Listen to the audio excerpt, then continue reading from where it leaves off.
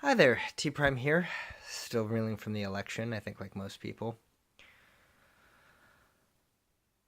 I was watching the responses and thoughts of Lanny Pator and John Green. I'm a big fan of both. And I think both of them, had a lot of good and interesting points.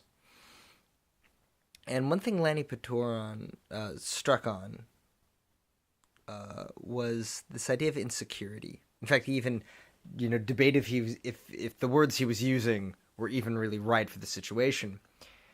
And I think a lot of people are insecure, and they've been insecure. I think that last night's election, came to a point because a lot of people feel America's broken. And whether it's been broken a long time or if they just realized it was broken last night, there's something that needs to change, and people want to make those changes.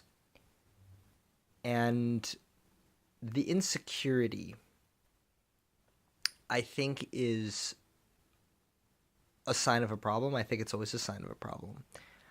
Um, and I think that the best way to deal with insecurity is to be confident in yourself. The best way to deal with an insecure situation is to be confident in yourself. I'm in a bit of an insecure situation right now. My dad is in the hospital fighting pancreatic cancer and now an infection, and my mom's Alzheimer's is getting worse. That's where I am, and I'm confident that I can find a way to make it through it. That I can help my mom and help my dad in the way that I can. I have confidence in myself, and I feel that the way that you build confidence in yourself is to doubt. And that sounds kind of counterintuitive, but I think you have to doubt the things that you have been told and then trust the things that you see validated. Um, whether it's political, whether it's spiritual, whether it's social, I've doubted, are these people really the kind of people I want in my life? Are these political ideas really what I believe? Are these spiritual ideas really what I believe? Politically speaking, because I think that's ironically a little easier, both my parents are Republicans, and I do have some Republican beliefs. I do have some liberal beliefs. And what it came down to is I had to question, is what I've taught actually what I believe? And I doubted, and I think I found my own way. And it's interesting how, you know where you are when you challenge yourself. During McCain versus Obama, I shouldn't put it like that, but the election with McCain, I asked my dad, well, what do you believe? And the irony is when I asked my mom and dad what they believe, I got very vague answers, or very rote answers, actually. And then I asked him about their motivations. Well, Dad, why are you voting for McCain? And he said, well, he's a veteran. I'm a veteran. I trust him to take care of veterans. I'm like, okay, that's a logical, reason. And I could see he'd put some thought into that. I asked my mom why she was voting for McCain, and essentially she was voting for Palin, and McCain was attached to him. And I didn't think that was as legitimate.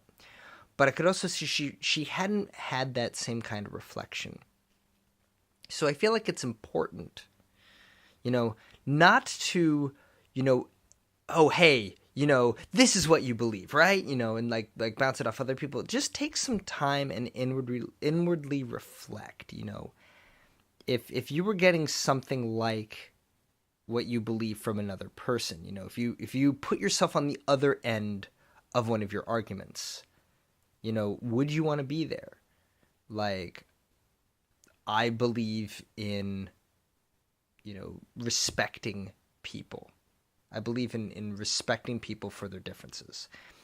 And, I put myself on the other end of that. Do I want to be respected for my differences?